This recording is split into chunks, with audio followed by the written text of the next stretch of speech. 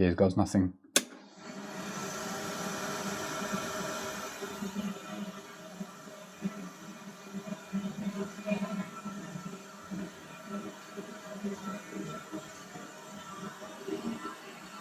Still doing it. Oh God.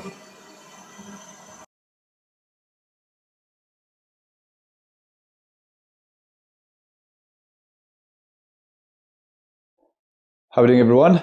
Merry Christmas to you all. Hope you all had a fantastic day yesterday with your family and friends, or however you're celebrating.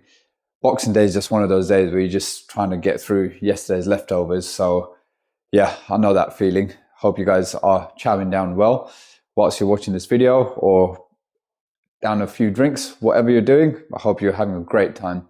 And yes, the Christmas beard is finally gone. I've done the whole Santa thing yesterday.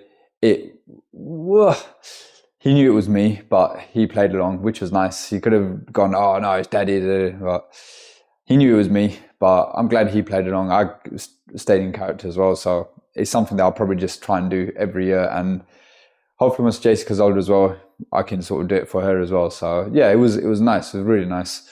I had a great time yesterday celebrating with the family.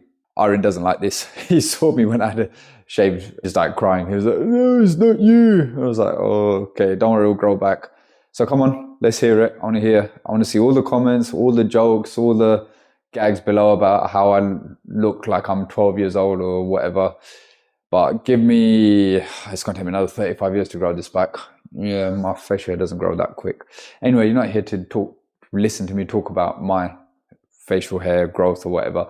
You're here to see how I'm getting on with my day in the life of a gas engineer. So this particular video, it's just a nice, short, simple one. It was what I thought would have been a fairly straightforward breakdown, but it wasn't. There was a little bit more to it, and it got a little bit more, it got more expensive as the job went on, let's just put it this way. But replacing the boiler wasn't an option at this moment in time. So enjoy the video. Let me know what you guys think. Drop a comment below, hit the subscribe button, hit the like button, and I'll see you guys on Thursday. Right. Next breakdown. This is a 60 kilowatt, I think, light commercial, and they haven't got heating. So let's see some valves. Right, that one's still motored open. Vessel, Lolos header, pump. Right, let's turn it on. It's not doing anything. Okay, let's find, is that the spare?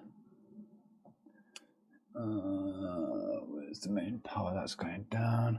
It's going this way. Oh, I'm guessing it's that. There we go. Right, that's got that pump running, so yeah. Let's see what this is doing. It sounds like the fans just come on straight away. Turn that off. There's no pressure in there. Let's top up some pressure. Hang on.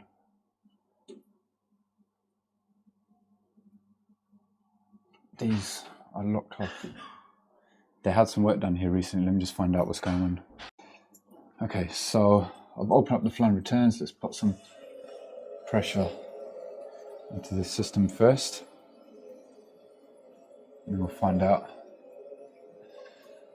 what's going on with it. But the fact that the fans is constantly running, that's telling me it could be either a fan or a board issue.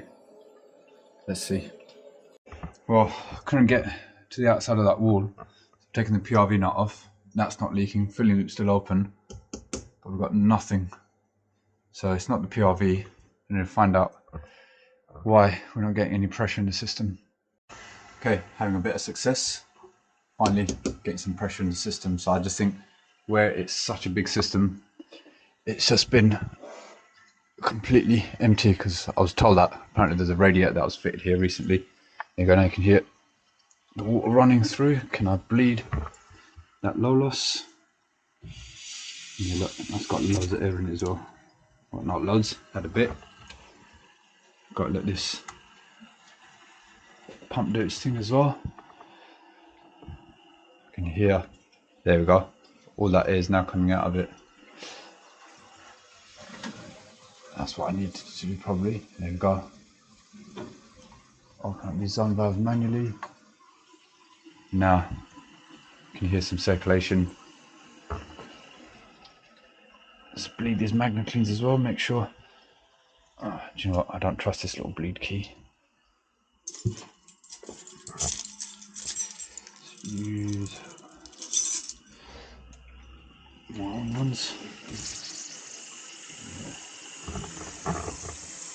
Full of air. Just get everything vented out. And then we'll turn it on. I can hear loads of air running around the system now. So let that do its thing, and then we'll turn the boiler on and see what it's doing.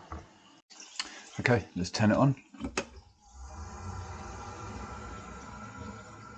Okay, the fan just starts running constantly. Now I'm not sure if that's normal on these boilers, because it's like a commercial boiler, but whenever I've had a boiler where you turn it on and the fan runs straight away, it's usually the PCB, because it's actually not sending, it's just sending constant power to the fan. It happens a lot on the backs of Geotechs.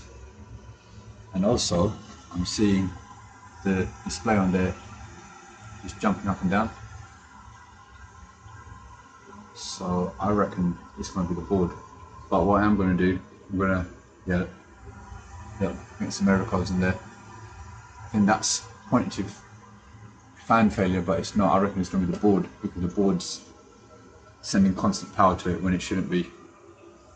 But I'll have to check that with Vaillant. So I'm going to take a photo of the data badge, give Vaillant a call in the morning, and then see what's what.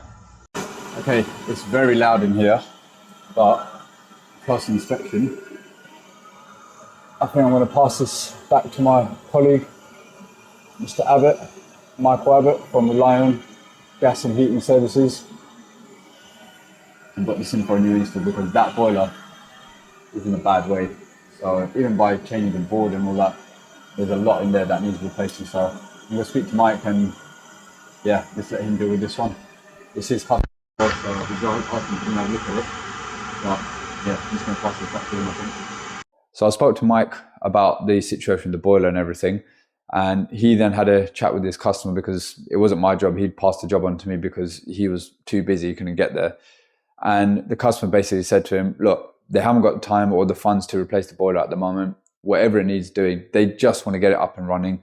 They know it's not going to last forever, but right now they just need it up and running, because it was in an office building or something, and Mike didn't have the time to put a new boiler in. He was flat out back to back with installs. It's not my sort of area to jump in on that kind of install, not yet anyway. And even if I wanted to, I wouldn't do it without Mike anyway. I'd want to, it's his job, it's his customer. So if anything, I'd want to jump in and give him a hand with it and learn a little bit more about it along the way as well. But that wasn't the case on this one. Just had to do whatever we could to get it done. So came back the next day, see what happens. Right, back at this one.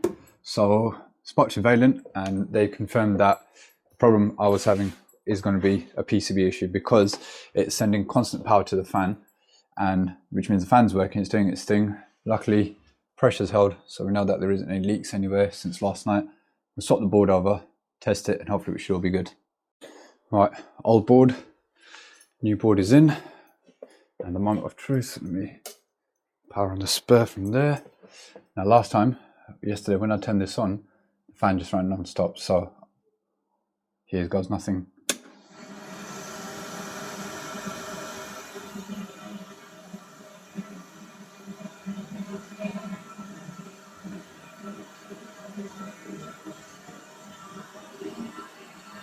Still doing it.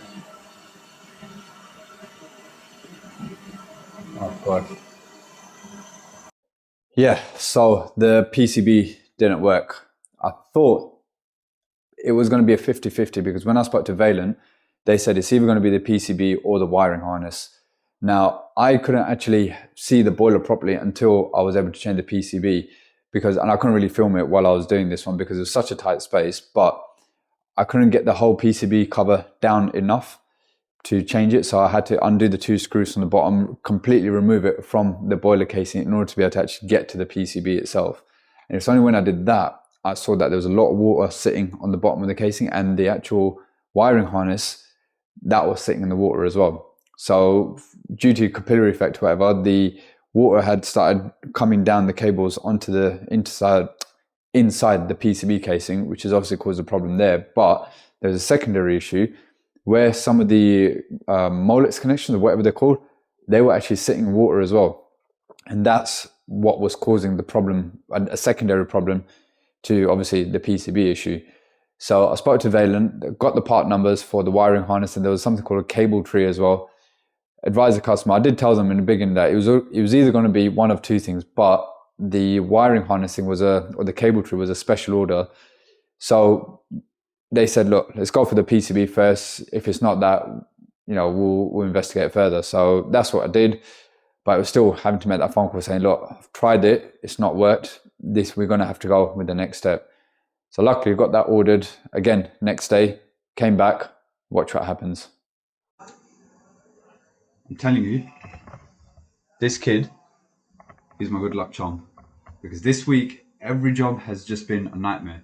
He's been with me today, and we've flown through everything, including this commercial bad boy. What does that show you there? S4, burners on, we're back in business. Ended up having to replace the wiring harness, and there was a cable tree, so there was 2, so the main harness and the cable tree. Got it done. Back in business. Signing out. Good night.